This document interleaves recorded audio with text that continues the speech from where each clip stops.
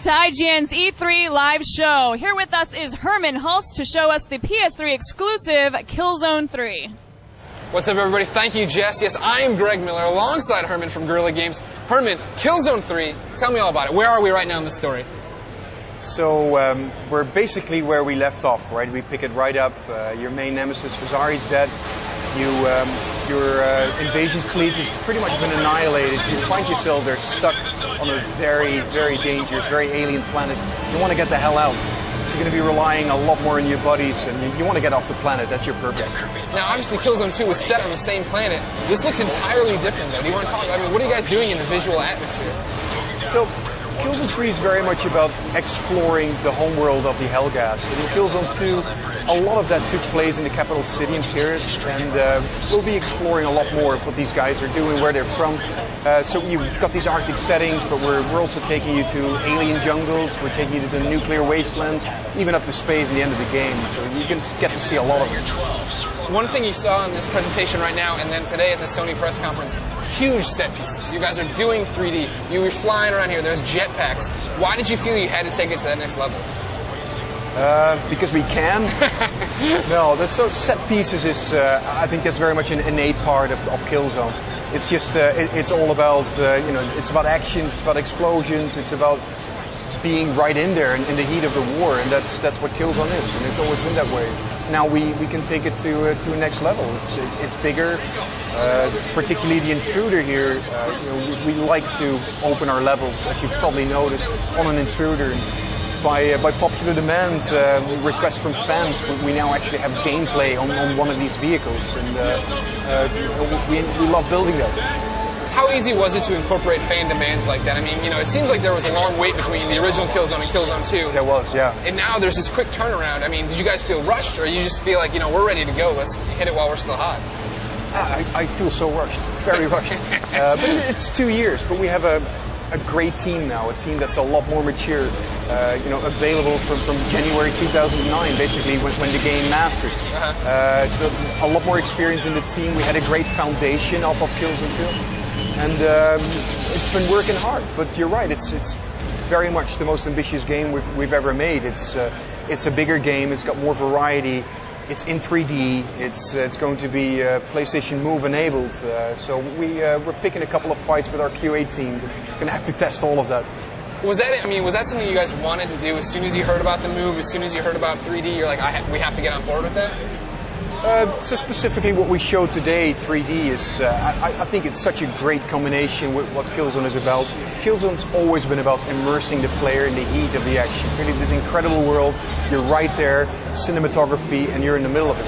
3D, what it does is it kind of almost literally lets you put you in the middle of the action. So why the hell not?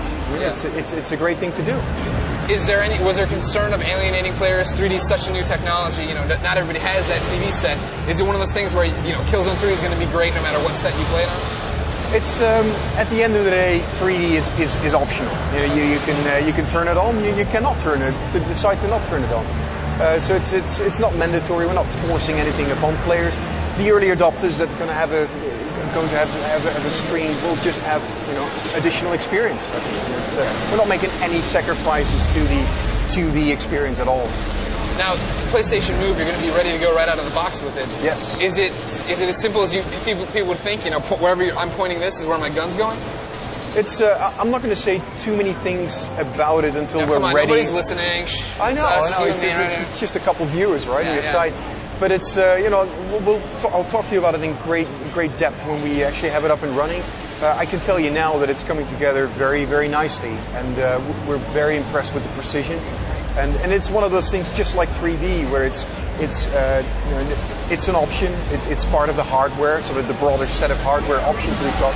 We just love exploring that, getting the maximum out of what's available, and then I think it's going to be great. The one thing we haven't touched on right now as far as the story is the Helghasts aren't in a good place either right now, right? I mean, as a player, I'm trapped behind enemy lines. All hell's broken loose from my side.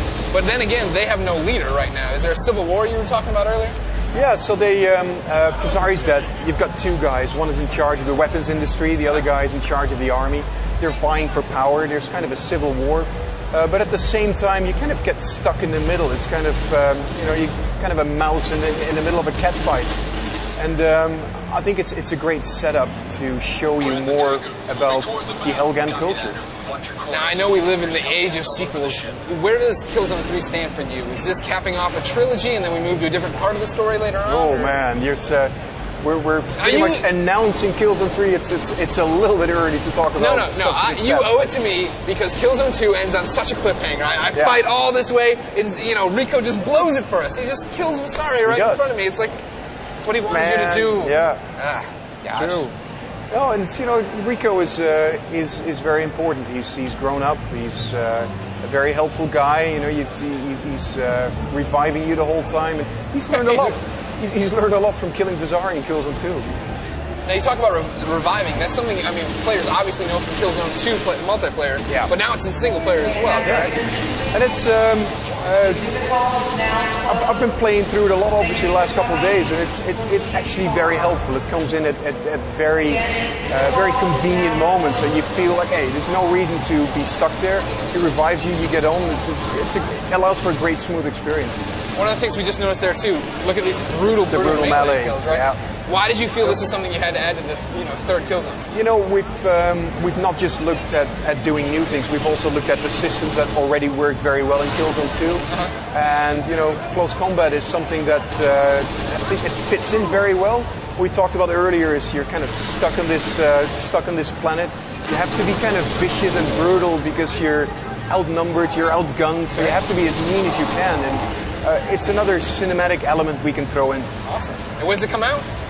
February 2011. Herman, thank you so much. Very welcome.